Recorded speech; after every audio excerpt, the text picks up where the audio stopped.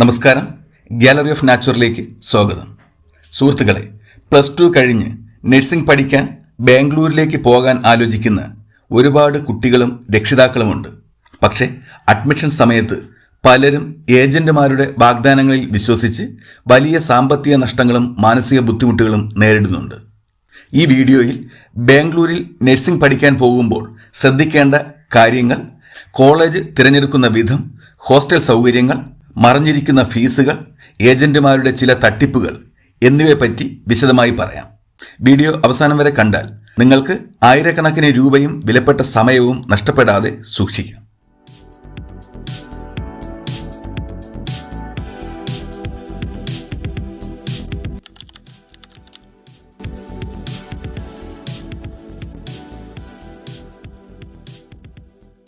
എന്തുകൊണ്ട് കൂടുതൽ മലയാളി വിദ്യാർത്ഥികൾ ബാംഗ്ലൂർ തിരഞ്ഞെടുക്കുന്നു എന്ന് വെച്ചാൽ, കൂടുതൽ നഴ്സിംഗ് കോളേജുകൾ, വിവിധ ആശുപത്രികളിൽ ക്ലിനിക്കൽ ട്രെയിനിങ്, തൊഴിൽ സാധ്യതകൾ, മറ്റു സംസ്ഥാനങ്ങളിലെയും രാജ്യങ്ങളിലെയും വിദ്യാർത്ഥികളുമായി പഠിക്കാനുള്ള അവസരം എന്നിവയൊക്കെ കൊണ്ടാണ്.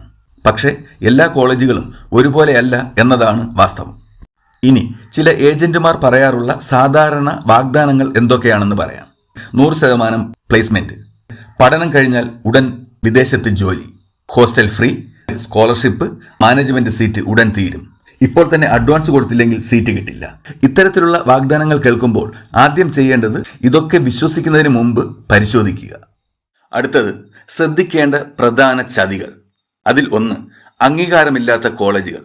ചിലർ അംഗീകാരം ഇല്ലാത്തതോ പ്രശ്നങ്ങൾ നേരിടുന്നതോ ആയ കോളേജുകളിലേക്ക് കുട്ടികളെ അയക്കാറുണ്ട്. മാത്രമല്ല, കൂടുതലായി സംഭവിച്ചു കാണുന്നത് ഗ്രൂപ്പ് ഓഫ് ഇൻസ്റ്റിറ്റ്യൂഷൻ എന്ന പേരിൽ 2, 3, 4, 5 ക്യാമ്പസുകൾ ഉണ്ടാകും. അതിൽ എല്ലാത്തിനും അംഗീകാരങ്ങൾ കാണണമെന്നില്ല. അംഗീകാരം ഉള്ള കോളേജുകളുടെ പേരിൽ അഡ്മിഷനുകൾ എടുക്കുകയും തുടർന്ന് വിദ്യാർത്ഥികളോ രക്ഷിതാക്കളോ അറിയാതെ അവരെ സബ് ക്യാമ്പസുകളിലേക്ക് മാറ്റുന്ന പ്രവണതയും പരക്കെ കാണുന്നുണ്ട്. ആ മാറ്റപ്പെടുന്ന വിദ്യാർത്ഥികൾ അധികവും അംഗീകാരങ്ങൾ ഒന്നുമില്ലാത്ത കോളേജുകളിലേക്കായിരിക്കും പോവുക. അതുകൊണ്ട് അഡ്മിഷൻ എടുക്കുന്നതിന് മുമ്പ് കോളേജിന് ആവശ്യമായ അംഗീകാരങ്ങൾ ഉണ്ടോ, നിലവിലെ സ്റ്റാറ്റസ് എന്താണ്, അവിടെ പഠിക്കുന്ന വിദ്യാർത്ഥികളുടെ അഭിപ്രായം എന്താണ് എന്നിവ പരിശോധിക്കുക. അടുത്തത്, മറഞ്ഞിരിക്കുന്ന ഫീസുകളാണ്. ഏജന്റുമാർ ആദ്യം പറയുന്നത് വർഷം 80,000 രൂപ മാത്രമേ ആകുന്നുള്ളൂ എന്നൊക്കെയായിരിക്കും. പക്ഷേ പിന്നീട് വരുന്നത് യൂണിഫോം ഫീസ്, ലാബ് ഫീസ്, പരീക്ഷാ fees, university fees, hostel fees, mess fees, അങ്ങനെ മൊത്തം ചിലവിൻ്റെ ഇരട്ടിയാവുന്ന സംഭവങ്ങളും ഉണ്ടായിട്ടുണ്ട്. അതിനാൽ കോഴ്സിൻ്റെ ടോട്ടൽ ഫീസ് പാക്കേജ് എത്രയെന്ന് അന്വേഷിക്കുക. എല്ലാ ഫീസുകളും എഴുതി വാങ്ങുക. അടുത്തതായി, രസീത് നൽകാത്ത അഡ്വാൻസ്. ഇപ്പോൾ 50,000 രൂപ അയക്കൂ, സീറ്റ് ബ്ലോക്ക് ചെയ്യണം എന്ന് പറഞ്ഞ് പണം വാങ്ങി പിന്നീട് ഫോൺ പോലും എടുക്കാത്ത സംഭവങ്ങൾ ഇവിടെ ഉണ്ടായിട്ടുണ്ട്. അതിനാൽ നേരിലറിയാത്ത, കണ്ടിട്ടില്ലാത്ത വ്യക്തികൾക്ക് അവരുടെ അക്കൗണ്ടിലേക്ക് വലിയ തുക അയക്കരുത്. നിങ്ങൾ തുക അയക്കുന്നതിന് മുമ്പ് ആർക്കാണോ അയക്കുന്നത് അവരുടെ ഒരു ആധാർ കാർഡ് കോപ്പിയെങ്കിലും വാങ്ങി തെളിവായി സൂക്ഷിക്കാൻ ശ്രമിക്കുക. അടുത്തത്, വ്യാജ പ്ലേസ്മെന്റ് വാഗ്ദാനങ്ങളാണ്. പഠനം കഴിഞ്ഞാൽ ജോലി ലഭിക്കുമോ എന്നത് വിദ്യാർത്ഥികളുടെ പ്രകടനം, കാര്യക്ഷമത, യോഗ്യത, ഭാഷാപരിജ്ഞാനം, അനുഭവം തുടങ്ങിയ കാര്യങ്ങളെ ആശ്രയിച്ചായിരിക്കും. അതിനാൽ 100% ഗൾഫ് ജോലി, 100% UK ജോലി എന്നിങ്ങനെയൊക്കെയുള്ള ഉറപ്പ് നൽകുന്നവരെ സംശയത്തോടെ കാണുക. ഇനി അടുത്ത് പറയുന്നത്, ഒരു നഴ്സിംഗ് കോളേജ് തിരഞ്ഞെടുക്കുമ്പോൾ ചെയ്യേണ്ട കാര്യങ്ങളാണ്. ബാംഗ്ലൂരിലെ ഭൂരിഭാഗം കോളേജുകളിലും സീറ്റുകൾ മലയാളി മെയിൻ ഏജന്റുമാർ എടുക്കുകയും അത് സബ് ഏജന്റുമാർക്ക് വീതിച്ചു നൽകുകയുമാണ് പതിവായി കാണുന്നത്. ഇതിൽ നിന്നും എത്രയോ തട്ട് താഴെയുള്ള ഏജന്റുമാരാകാം ചിലപ്പോൾ നിങ്ങളെ സമീപിക്കുന്നത്. കൂടാതെ കോളേജിൽ പഠിക്കുന്ന സീനിയർ വിദ്യാർത്ഥികളും ഏജന്റുമാരായി പ്രവർത്തിച്ചു വരുന്നു. അതുകൊണ്ട് കോളേജുമായി നേരിട്ട് ബന്ധപ്പെട്ട രജിസ്റ്റേർഡ് ഏജൻസികളോ ഏജന്റുമാരോ ആയി മാത്രം ബന്ധപ്പെടുക. ഫീസ്, ഹോസ്റ്റൽ, സീറ്റ് ലഭ്യത, അഡ്മിഷൻ പ്രോസസ് എല്ലാം ചോദിക്കുക. നിലവിൽ അവിടെ പഠിക്കുന്ന വിദ്യാർത്ഥികളുമായി സംസാരിക്കുക. അതാണ് ഏറ്റവും പ്രധാനപ്പെട്ടത്. പഠന നിലവാരം, ഹോസ്റ്റൽ സൗകര്യം, ഭക്ഷണം, സുരക്ഷിതത്വം, അധ്യാപകർ, ക്ലിനിക്കൽ പോസ്റ്റിംഗ് എന്നിവയെക്കുറിച്ച് അവരോട് വിശദമായി ചോദിച്ചറിയുക.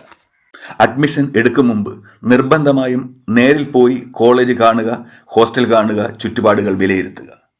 ഇനി അടുത്തു പറയുന്നത്, പുതുതായി പഠിക്കാൻ പോകുന്ന വിദ്യാർത്ഥികൾ ശ്രദ്ധിക്കേണ്ട കാര്യമാണ്. എല്ലാ രേഖകളുടെയും കോപ്പികൾ കൈവശം വയ്ക്കുക.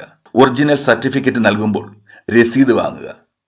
അടിയന്തര നമ്പറുകൾ കയ്യിൽ സൂക്ഷിക്കുക. രക്ഷിതാക്കളുമായി സ്ഥിരമായി ബന്ധപ്പെടുക. പരിചയമില്ലാത്ത ആളുകളെ അന്ധമായി വിശ്വസിക്കരുത്. ഇനി പറയുന്നത് രക്ഷിതാക്കൾക്കുള്ള സന്ദേശമാണ്. പല രക്ഷിതാക്കളും കുട്ടിയുടെ ഭാവിയെക്കുറിച്ചുള്ള ആശങ്കയിൽ ഏജന്റിന്റെ വാക്കുകൾ മാത്രം വിശ്വസിച്ച് തീരുമാനം എടുക്കാറുണ്ട്. അഡ്മിഷൻ എടുക്കും മുമ്പ് കോളേജ് വിശദമായി അന്വേഷിക്കുക, ഫീസ് പരിശോധിക്കുക, രേഖകൾ പരിശോധിക്കുക, അവിടെ പഠിക്കുന്ന വിദ്യാർത്ഥികളുടെ അഭിപ്രായം അന്വേഷിക്കുക. ഏജന്റ് വഴിയോ കോളേജിൽ നേരിട്ടോ പോയി അഡ്മിഷൻ എടുക്കുമ്പോൾ നിങ്ങളുമായി ബന്ധപ്പെടുന്ന ഏജന്റോ വ്യക്തികളോ ആരാണോ അവർ വഴി മാത്രം ഫീസ് ഉൾപ്പെടെയുള്ള കാര്യങ്ങൾ കൈകാര്യം ചെയ്യുക. കൂടാതെ അയാളിൽ നിന്നും ഒരു ഉറപ്പ് എഴുതി വാങ്ങുക. അതായത് തൻ്റെ മകനെ അല്ലെങ്കിൽ മകളെ ഏത് കോളേജിലാണോ അഡ്മിഷൻ എടുക്കുന്നത് ആ കോളേജിന് എല്ലാവിധ അംഗീകാരങ്ങളും ഉണ്ടെന്നും പറഞ്ഞിരിക്കുന്ന കോളേജിൽ തന്നെയായിരിക്കും അഡ്മിഷൻ എന്നും പിന്നീട് മറ്റേതെങ്കിലും കോളേജിലേക്കോ സബ് ക്യാമ്പസുകളിലേക്കോ ഈ കുട്ടിയെ മാറ്റില്ല എന്നും ഇതിൽ പറഞ്ഞിരിക്കുന്ന ഫീസുകൾ അല്ലാതെ അധികമായി മറ്റൊരു ഫീസും വാങ്ങില്ല എന്നും ഇതിൽ നിന്ന് എന്തെങ്കിലും മാറ്റം ഉണ്ടായാൽ നൽകിയ തുകയും സർട്ടിഫിക്കറ്റും ഉൾപ്പെടെ തിരികെ നൽകാമെന്ന് ഉറപ്പ് നൽകുന്നതായി 200 രൂപ പത്രത്തിൽ ഒരു എഗ്രിമെന്റ് എഴുതി നൽകാൻ നിങ്ങളുടെ ഏജന്റിനോട് പറയുക. ലക്ഷങ്ങൾ ഒരു തെളിവുമില്ലാതെ ഏജന്റുമാർക്ക് നൽകുമ്പോൾ നമുക്കും വേണ്ടേ എന്തെങ്കിലും ഒരു തെളിവ്? ഇത് കേൾക്കുമ്പോൾ അറിയാം പല ഏജന്റുമാരുടെയും തനി സ്വഭാവം. നിങ്ങളെ സമീപിക്കുന്ന ഏജന്റ് ജെനുവിൻ ആണെങ്കിൽ അവർ ഉറപ്പായും എഴുതി നൽകും. ഇനി അഥവാ ഇത്തരത്തിൽ ഒരു എഗ്രിമെന്റ് നൽകാൻ പറ്റില്ല എന്നോ അല്ലെങ്കിൽ അത് തരേണ്ടത് കോളേജാണ് എന്നോ ഏജന്റ് പറഞ്ഞാൽ ആ ഏജന്റ് വഴി ഒരു കാരണവശാലും അഡ്മിഷൻ എടുക്കരുത് എന്നുകൂടി ഞാൻ പറയുന്നു. സുഹൃത്തുക്കളെ, ബാംഗ്ലൂരിൽ നഴ്സിംഗ് പഠിക്കാൻ പോകുന്നത് ഒരു മികച്ച അവസരമാണ്. പക്ഷേ ശരിയായ കോളേജ് തിരഞ്ഞെടുക്കുകയും ശരിയായ വിവരങ്ങൾ മനസ്സിലാക്കുകയും ചെയ്താൽ മാത്രമേ ഈ അവസരം വിജയമാവൂ. ഈ വീഡിയോ +2 കഴിഞ്ഞ് നഴ്സിംഗ് പഠിക്കാൻ പോകുന്ന കുട്ടികൾക്കും രക്ഷിതാക്കൾക്കും ഉപകാരപ്പെടുമെന്ന് തോന്നുന്നു എങ്കിൽ ഷെയർ ചെയ്യുക. ഇത്തരത്തിലുള്ള വിദ്യാഭ്യാസം, യാത്ര, കരിയർ വിവരങ്ങൾക്കായി ഈ ചാനൽ സബ്സ്ക്രൈബ് ചെയ്യുക. ഈ വീഡിയോ ഇഷ്ടമായെങ്കിൽ ലൈക്ക് ചെയ്യുക. സ്നേഹത്തോടെ സുമേഷ് കോട്ടൂർ. അടുത്ത വീഡിയോയിൽ വീണ്ടും കാണാം. അതുവരേക്കും നന്ദി, നമസ്കാരം.